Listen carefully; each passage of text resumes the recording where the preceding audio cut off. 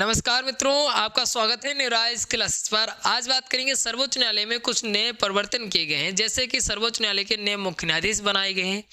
जो न्याय की देवी है उसमें भी परिवर्तन किया गया था और जो नया ध्वज है उसका भी अनावरण किया गया था सर्वोच्च न्यायालय का।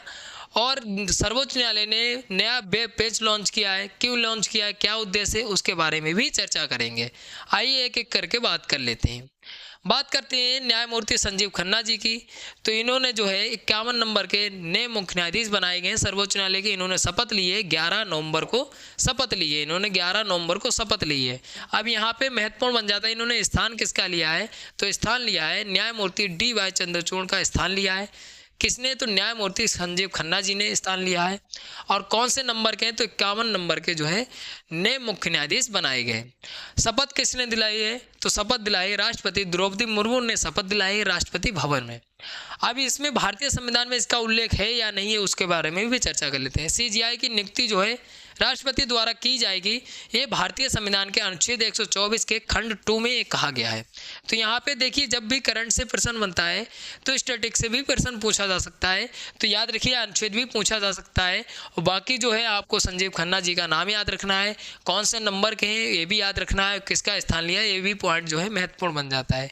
और हाल ही में जो है सर्वोच्च न्यायालय ने, जो सर्वोच्च न्यायालय के कानून होते हैं, जो फैसले सुनाए जाते हैं वो इंग्लिश में होते हैं, उसको समझने के लिए जो है एक वेब पेज लॉन्च किया गया है सर्वोच्च न्यायालय द्वारा। वेब पेज का नाम क्या रखा गया है, तो वेब पेज का नाम रखा गया है landmark judgment judgment landmark judgment summaries summaries नाम रखा गया है। लैंडमार्क जजमेंट समरीच नाम रखा गया है, याद रखिएगा।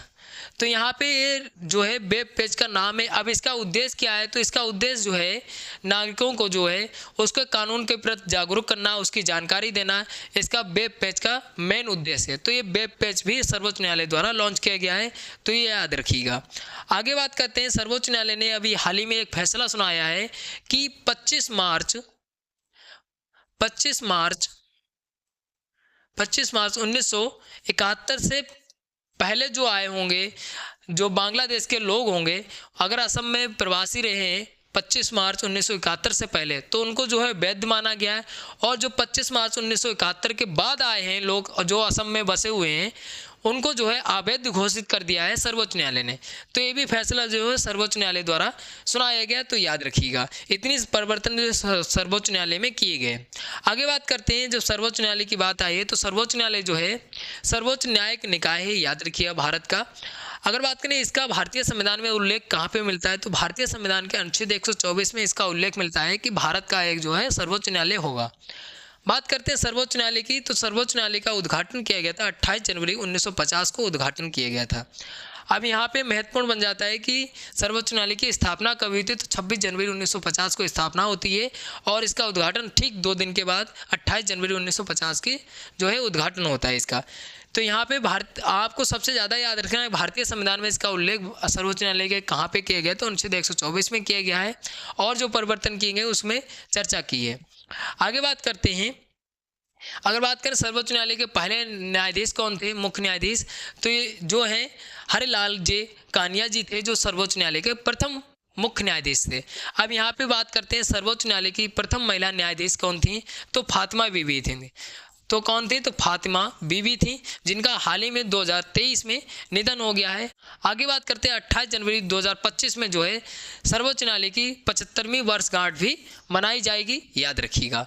तो यहाँ पे ये सर्वोच्च न्यायालय के मुख्य न्यायाधीश कौन बने हैं और सर्वोच्च न्यायालय में जो है न्यायाधीश की संख्या कितनी होती है, तो 33 न्यायाधीश होते हैं और एक जो होता है वो मुख्य न्यायाधीश होता है। मतलब कुल मिला के 34 लोग होते हैं, याद रखिए न्यायाधीश।